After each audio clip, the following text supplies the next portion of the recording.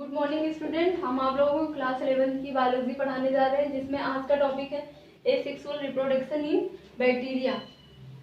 जीवाणु में किस प्रकार अलैंगिक जनन होता है ये आप लोगों को बताना है। इससे पहले वाले वीडियो में आप लोगों को बताया गया था कि एसेक्सुअल रिप्रोडक्शन इन बैक्टीरिया, जो जीवाणु में अलैंगिक जनन होता है वो किस प्रकार से होता है। तो इसकी एक विधि आप लोगों को बता दी गई अंतःबीजाणुओं द्वारा। अंतः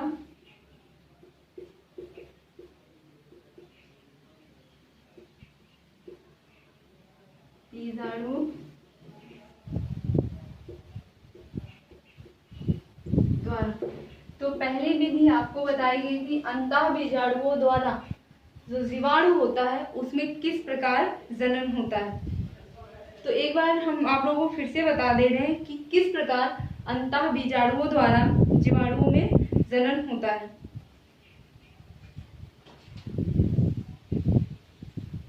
ये कोई जीवाणु है और ये इसकी सेल वॉल है। तो इसमें क्या होगा, ये बीजाणुओं द्वारा उत्पन्न हो रहे हैं। तो आपको पता है इसमें खुद का क्रोमोसोम पाया जाता है, डीएनए पाया जाता है। तो इसमें डीएनए है, तो ये डीएनए क्या करेगा, ये बीजाणु उत्पन्न करेंगे इसके अंदर। और जब ये बीजाणु उत्पन्न करेंगे तो बीजाणु कब ग्रो करेंगे, जब बैक्टीरिया जो होता है कब अपने जैसा नया संतान उत्पन्न करेगा। आपको इसमें यही तो जानना है कि ये बीजाणुओं द्वारा किस प्रकार जनन कर रहे हैं। तो इसमें डीएनए होता है, तो ये डीएनए क्या होगा, रिप्लिकेट करेगा, नया डीएनए बनाएगा धीरे धीरे अपने जैसा। और इसमें क्या होंगे, बीजाणुओं के रूप में ये परिवर्तित हो जाएंगे। और बीजाणुओं के रूप में जब ये परिवर्तित होंगे तो क्या होगा, अगर अनुकूल वातावरण इनको नहीं मिल रहा है, फेवरेबल कंडीशन इनको नहीं मिल रहा है इनके अकॉर्डिंग, तो ये क्या करेंगे, बीजाणुओं का निर्माण नहीं करेंगे। बीजाणु तो बने रहेंगे लेकिन नए जीवाणु का निर्माण ये नहीं करेंगे। और जब नए जीवाणु का निर्माण नहीं करेंगे तो इसमें एसेक्सुअल रिप्रोडक्शन हो ही नहीं रहा, अलैंगिक जनन। लेकिन जब इनको प्रतिकूल वातावरण मिलेगा तो प्रतिकूल वातावरण में क्या करेंगे, ये यहाँ से निकलकर धीरे धीरे अंकुरण करेंगे। और जब ये धीरे धीरे क्या करेंगे, यहाँ से निकलकर प्रतिकूल मौसम पाए तो क्या करेंगे, अनुकूल वातावरण पाए तो ये यहाँ से निकलकर धीरे धीरे अंकुरित होगा। और अंकुरित होकर इसी के जैसा नया जीवाणु उत्पन्न कर लेगा और जिसमें उसका खुद का डीएनए उत्पन्न होगा इस प्रकार। तो अब आपने अंतः बीजाणुओं द्वारा जीवाणुओं में जनन किस प्रकार होता है। अब दूसरी विधि है जूस्पोर।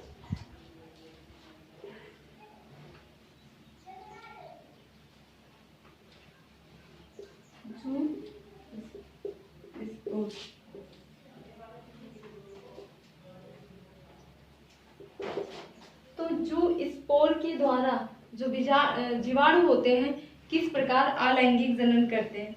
तो ये किस में होता है, जो राइजोबियम में,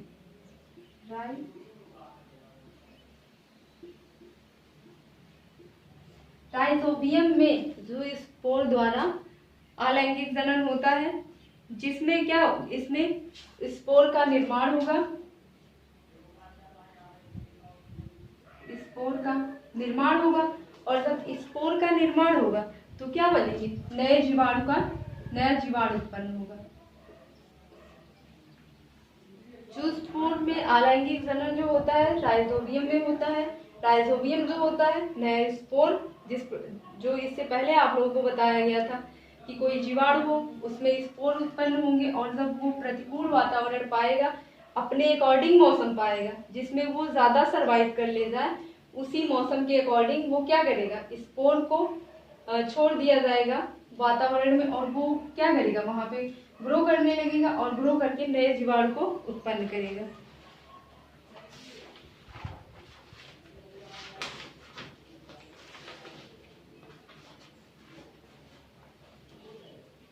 इसके बाद तीसरी विधि आती है सिस्ट द्वारा।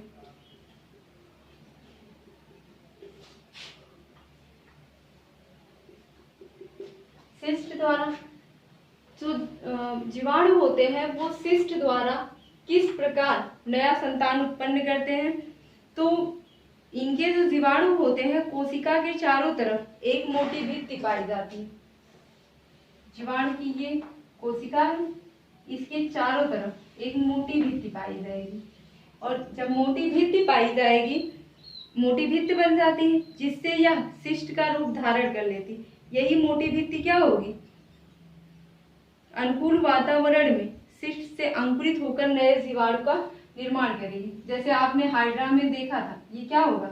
धीरे धीरे मोटी परत बनाएगी, मोटी भित्ति बनाएगी, और मोटी भित्ति का निर्माण करने के बाद क्या होगा? ये सिस्ट से अलग हो जाएगी, ये भित्ति सिस्ट से अलग हो जाएगी और इसी के जैसा नया जीवाणु उत्पन्न हो जाएगा। ये था अलैंगिक विधि। अब आपको पढ़ना है कि जीवाणुओं में अलैंगिक विधि किस प्रकार से होता है। जीवाणुओं में अलैंगिक जनन नहीं होता है, उनमें पुनर्संयोजन होता है, आनुवांशिक पुनर्संयोजन होता है, जिसमें डीएनए और आरएनए हो, डीएनए पाया जाता है, उसी का क्या होगा? पुनर्संयोजन होगा, अपने जैसा नया डुप्लीकेट डीएनए बनाएगा और वो नए संतान बनेगा उसी से। तो आपको पढ़ना है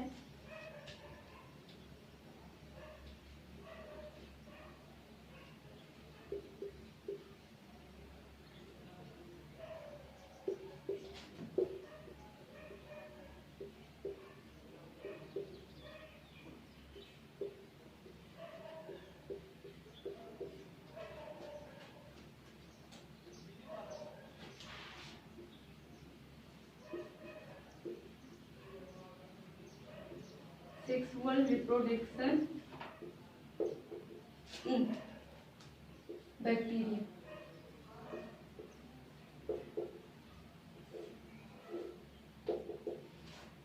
जीवाणु में लैंगिक जनन किस प्रकार से होता है?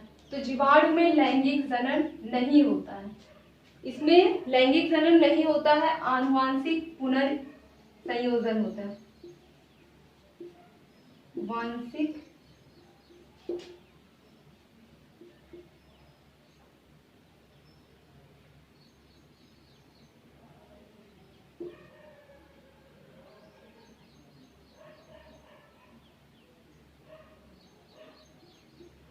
पुनर्संयोजन होता है।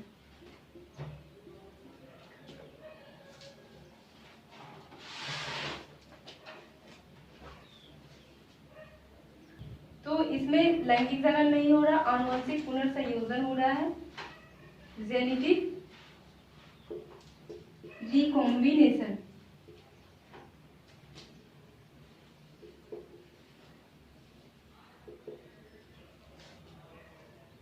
तो लैंगिक जनन में सबसे पहले इसमें लैंगिक जनन नहीं हो रहा, लेकिन आनुवंशिक पुनर्संयोजन हो रहा।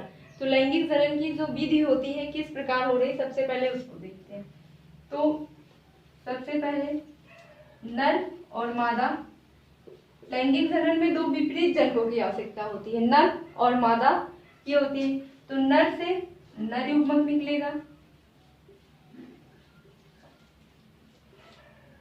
और मादा से मादा युग्मक।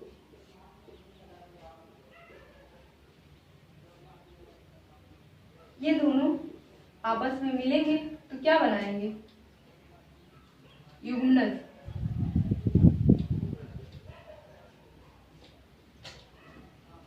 लेकिन ये लैंगिक जनन में होता है, जीवाणु में लैंगिक जनन नहीं हो रहा, तो ये प्रक्रिया नहीं होगी, उसमें आनुवांशिक पुनर्संयोजन हो रहा है। तो जो नर का डीएनए होगा, इसमें डीएनए का हो रहा है ना पुनर्संयोजन, जेनेटिक मटेरियल जो होता है, आपको पता होगा जेनेटिक मटेरियल डीएनए और आरएनए होता है। तो डीएनए बनेगा और जब इसमें डीएनए बनेगा तो इसका डीएनए इसमें आ जाएगा, तो नया डीएनए। लेकिन इसमें युग्मनज का निर्माण नहीं होगा। जब आनुवंशिक पुनर्संयोजन होगा तो आनुवंशिक पुनर्संयोजन में युग्मनज का निर्माण नहीं होता, नया डीएनए बनता है कि नया जीवाणु बनता है। तो इस प्रकार होता है आनुवंशिक संयोजन में।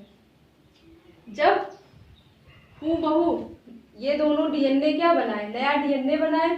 जब नया डीएनए बनाए तो इसी को आनुवंशिक पुनर्संयोजन कहते हैं। तो आपको लैंगिक जनन में जीवाणु में जो आनुवंशिक पुनर्संयोजन में हो रहा है विधियों में क्या क्या होता है आपको इसमें पढ़ना है कि कितने प्रकार से डीएनए का रूपांतरण हो रहा है। तो इसमें सबसे पहले है रूपांतरण विधि द्वारा। रूपांतरण द्वारा, तो रूपांतरण द्वारा किस प्रकार क्या लिख सकते हैं, by transportation, by transportation.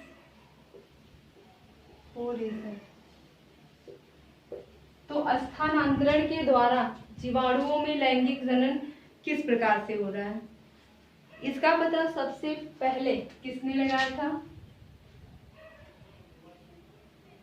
Frederick Griffith ने। और ई कोलाई, इसीरिया कोलाई नामक बैक्टीरिया का इन्होंने अध्ययन किया था और इसका अध्ययन करने पर उन्होंने ये रूपांतरण विधि जो जीवाणुओं में एसेक्सुअल रिप्रोडक्शन होता था इस विधि की उन्होंने खोज की थी। तो ये स्ट्रेप्टोकोकस जो जीवाणु था, स्ट्रेप्टोकोकस जीवाणु,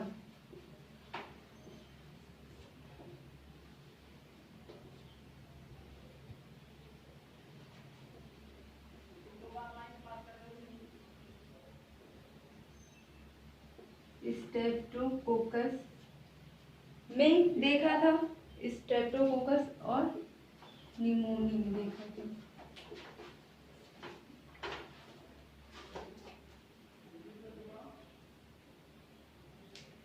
तो जो रूपांतरण विधि में होता है इसमें दो प्रकार के होते हैं जो जीवाणु, एक यस स्ट्रेन होता है, एक yes strain,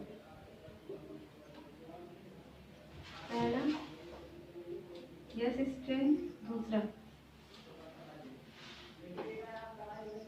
R strain. Yes strain जो होगा निमोनिया रोग उत्पन्न करता है,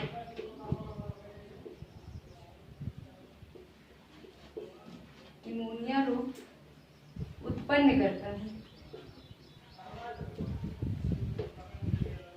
और ये आर स्ट्रेन जो होता है वो निमोनिया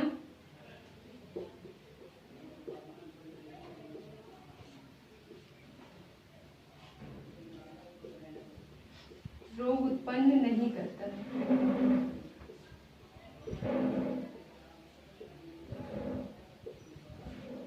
तो इसमें दो प्रकार के स्ट्रेन पाए जाते हैं, एक यस स्ट्रेन पाया जाता है, दूसरा आर स्ट्रेन पाया जाता है। यस स्ट्रेन जो होता है वो निमोनिया रोग उत्पन्न करता है और आर स्ट्रेन जो होता है वो निमोनिया रोग उत्पन्न नहीं करता है।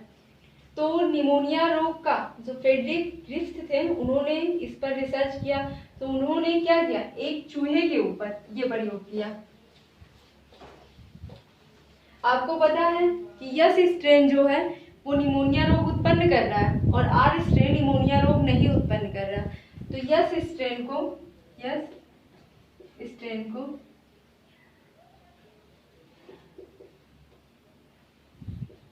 जिन्होंने कहा किया, चूहे में इंजेक्ट किया, चूहे में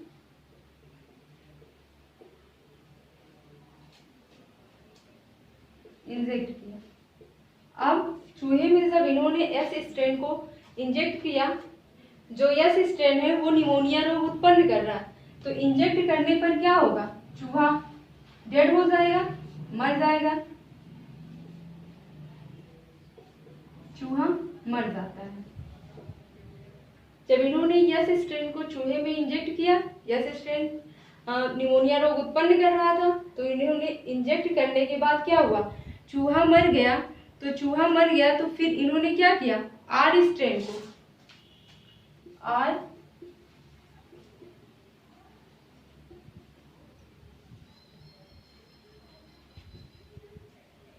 फिर से क्या किया, चूहे में इंजेक्ट कर दिया, चूहे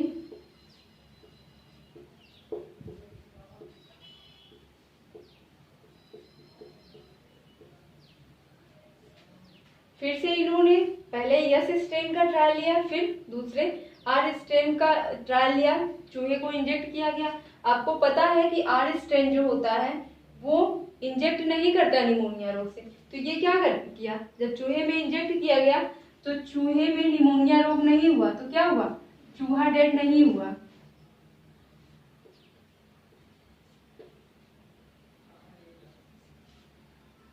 चूहा नहीं मरा, लेकिन इसी यस स्ट्रेन को दोबारा से इन्होंने क्या किया, हीट किया, गर्म किया।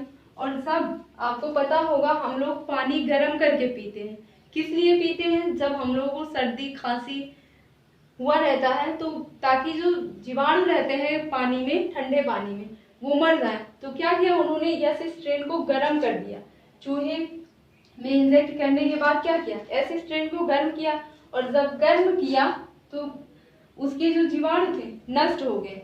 तो नष्ट होने के बाद क्या हुआ, फिर से उन्होंने चूहे पर यस स्ट्रेन को गर्म किया,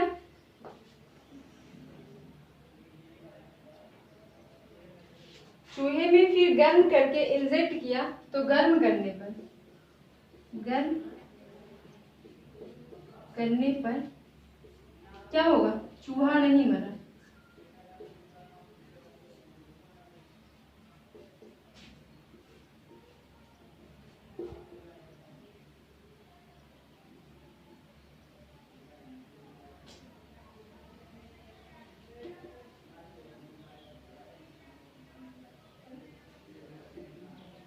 फिर इन्होंने यस स्ट्रेन को गर्म किया, गर्म करने पर के बाद चूहे पर इंजेक्ट किया, इंजेक्ट करने पर क्या हुआ, चूहा नहीं मरा।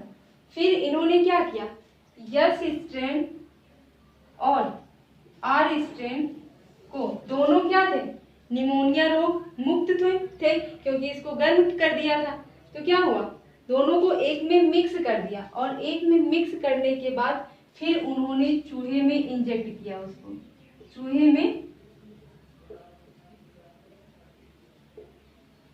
इंजेक्ट किया, और इंजेक्ट करने के बाद क्या हुआ, चूहा फिर से मर गया। अब चूहा फिर से मर गया इंजेक्ट करने पर,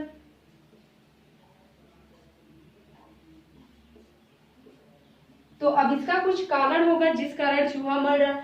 उन्होंने गर्म किया था, यस स्ट्रेन को गर्म किया था, जीवाणु मरे थे, लेकिन उसके जो डीएनए और प्रोटीन थे उसी में तो रह गए थे, बाहर नहीं निकले थे।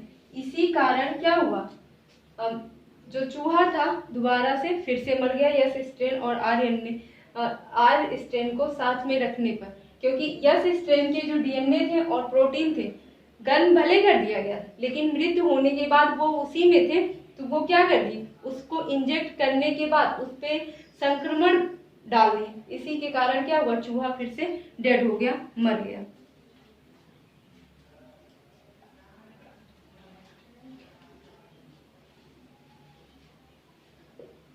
ये यस स्ट्रेन का डीएनए है और ये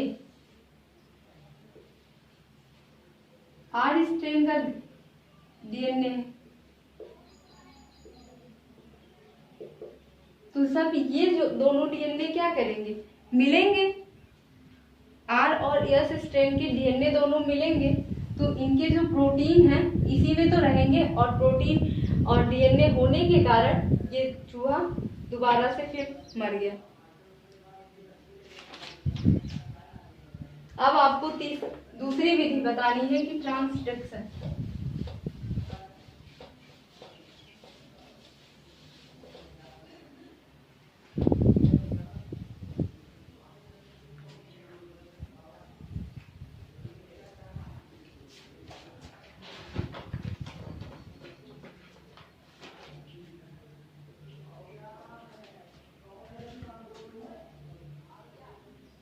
दूसरा है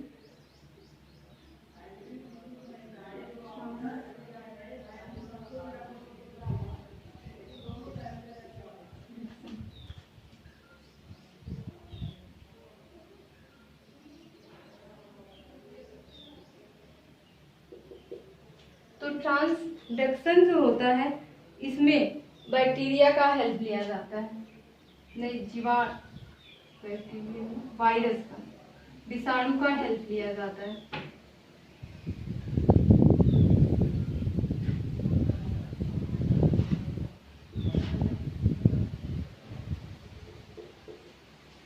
तो ट्रांसलेशन में क्या होता है, विषाणु की सहायता से नया जीवाणु उत्पन्न किया जाता है। इसमें क्या होगा, कोई जीवाणु होगा,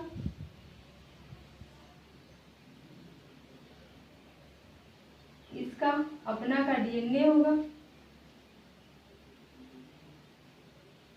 और बाहर कोई विषाणु।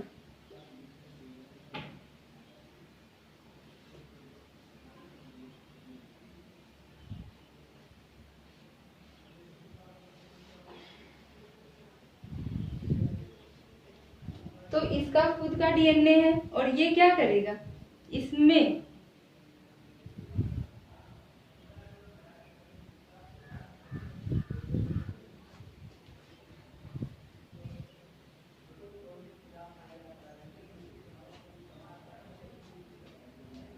ये बैक्टीरिया जीवाणु है, तो ये इसमें खुद का डीएनए है।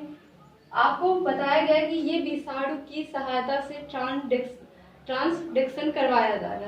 तो क्या होगा, बाहर विषाणु उपस्थित होंगे और ये विषाणु क्या होंगे, इस पर आप अटैक करेंगे, आक्रमण करेंगे और ये अटैक करेंगे तो क्या होंगे, धीरे धीरे ये इसके अंदर प्रवेश कर जाएंगे और जब धीरे धीरे ये इसके अंदर प्रवेश करेंगे तो इनकी संख्या क्या होगा, ये धीरे धीरे और ज्यादा बढ़ेंगे। जब धीरे धीरे और ज्यादा बढ़ेंगे तो क्या होगा, इनकी संख्या बहुत हो जाएगी और जो इसमें डीएनए होगा वो फ्रेगमेंटों में टूट जाएगा और ये इस प्रकार टूट जाएगा और इनकी क्या होगी, संख्या अधिक हो जाएगी और संख्या अधिक होने के कारण ये क्या होगा, यहाँ से फट जाएगा और जब यहाँ से फट जाएगा, टूट जाता है, तो ये क्या करेगा, एक नया दूसरे जीवाणु का निर्माण करता है और जब ये नए दूसरे जीवाणु का निर्माण करेगा, इसमें खुद इसी तरह के डीएनए होंगे और जब ये नए जीवाणु का निर्माण करेगा तो ये कहाँ पे पाया जा रहा है, एक दूसरे का डीएनए दूसरे जीवाणु में ट्रांसफर हो जाएगा। इसका डीएनए इसके डीएनए में क्या हो रहा है, ट्रांसफर हो जाएगा, क्योंकि एक ही सेल में दोनों है, एक ही जीवाणु के अंदर है, एक ही कोशिका के अंदर है। तो ये जब दोनों में ट्रांसफर हो जाएगा तो इसी प्रक्रिया को ट्रांसडक्शन कहा जाएगा, कि जो विषाणु का डीएनए होगा और जीवाणु का डीएनए होगा, दोनों क्या करेंगे, आपस में मिल जाएंगे और आपस में मिलकर क्या करेंगे, बैक्टीरियोफेज होता है, बैक्टीरियोफेज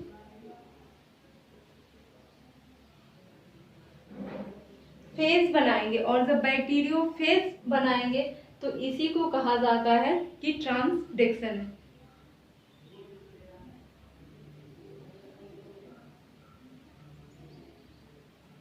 तीसरी विधि आपको पढ़नी है कि संयुग्मन की विधि पढ़नी है। तीसरी है संयुग्मन।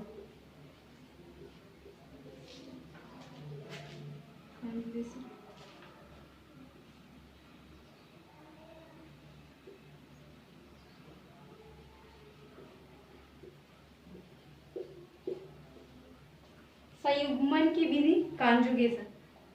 आपने जब जीवाणु की संरचना पढ़ी होगी तो आपको एक इसी तरह से संरचना दिखी होगी, इसे पिलई कहते हैं और ये ऊपर सलवार होती है।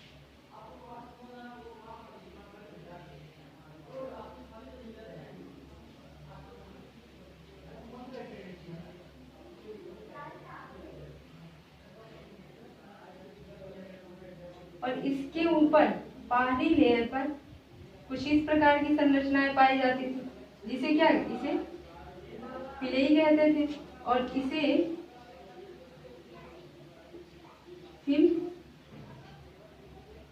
फिंगरी कहते थे।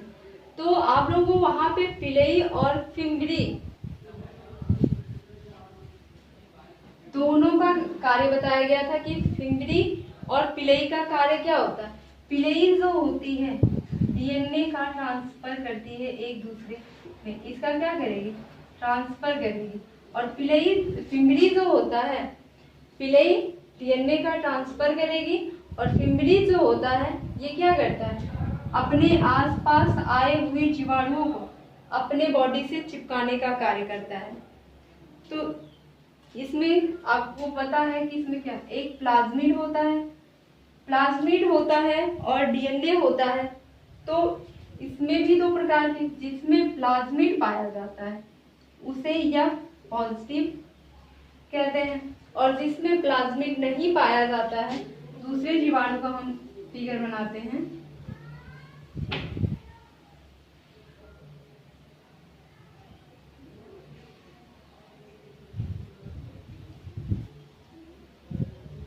इसमें क्या, इसमें सिर्फ डीएनए पाया जा रहा है, डीएनए पाया जा रहा है और इसमें प्लाज्मिड नहीं पाया जा रहा है, प्लाज्मिड नहीं पाया जा रहा है। तो इसीलिए इसे क्या कहेंगे, F minus factor, F minus factor.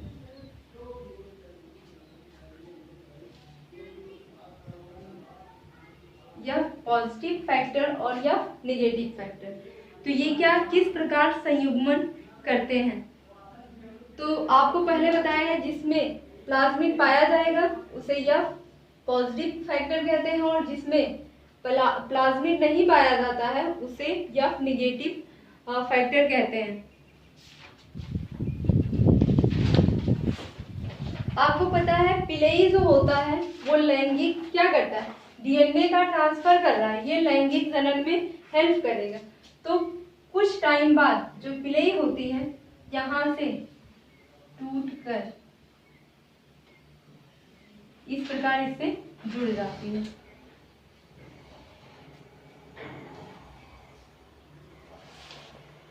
और ये जुड़ जाती है, इसमें क्या होगा, प्लाज्मिड खुद का डीएनए होगा। यही जो बैक्टीरिया है यहाँ पे हमने इसको खत्म कर दिया। और ये क्या है, इसमें पहले से प्लाज्मिड नहीं रहता, लेकिन ये इससे जुड़ा होने के बाद इसमें क्या हो गया, प्लाज्मिड प्रेजेंट हो गया और इसमें खुद का डीएनए है। और डीएनए क्या करेगा, रिप्लिकेट करेगा।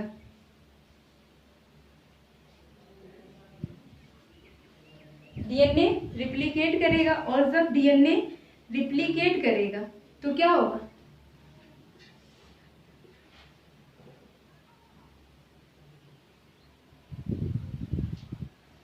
तो ये इसमें चला जाएगा, दोनों का डीएनए क्या हो जाएगा, दोनों में डीएनए पाया जा रहा है। और जब इसमें प्लाज्मिड पहले नहीं पाया जाता था, इससे जुड़ने के कारण इसमें प्लाज्मिड पाया जाने लगा। पहले इसको क्या कहते थे, F माइनस फैक्टर। लेकिन जब इसमें प्लाज्मिड उपस्थित हो गया तो हम इसे F पॉजिटिव फैक्टर कहेंगे। और इसमें जो लैंगिक जनन हो रहा है किसके थ्रू हो रहा है, पिलई के थ्रू हो रहा है।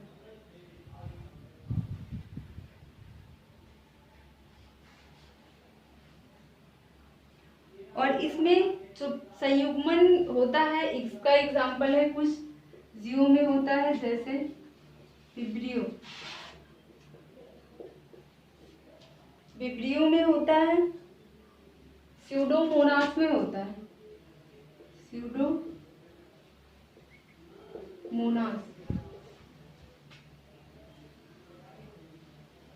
इन सब में होता है। तो यह फैक्टर हमने कह दिया। अगर आपसे कोई पूछे कि यह फैक्टर है क्या, तो इसका फुल फॉर्म होता है, यह का मतलब होता है फर्टिलिटी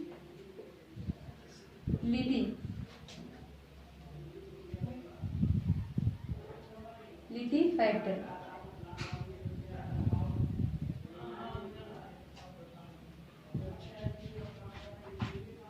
तो ये जो है जीवाणुओं में जो लैंगिक जनन होता है किसके, आनुवंशिक पुनर्संयोजन के कारण हो रहा है, उसमें लैंगिक जनन नहीं होता। आनुवंशिक जो होता है पदार्थ डीएनए, उसी का पुनर्संयोजन होता है, जिसके थ्रू कहा जाता है कि इसमें लैंगिक जनन हो रहा है।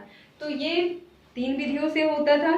पहला था स्थानांतरण के द्वारा, दूसरा आपने पढ़ा ट्रांसटेक्शन के द्वारा, तीसरा संयुग्मन के द्वारा। ये 3 विधियों से इसमें लैंगिक जनन पाया जाता है। अब आपको पढ़ना है कि जीवाणुओं का आर्थिक महत्व। जीवाणुओं का आर्थिक महत्व क्या है, ये हमारे लिए कितने लाभदायक है और कितने हानिकारक है, जो आपको दूसरे वीडियो में बताया जाएगा।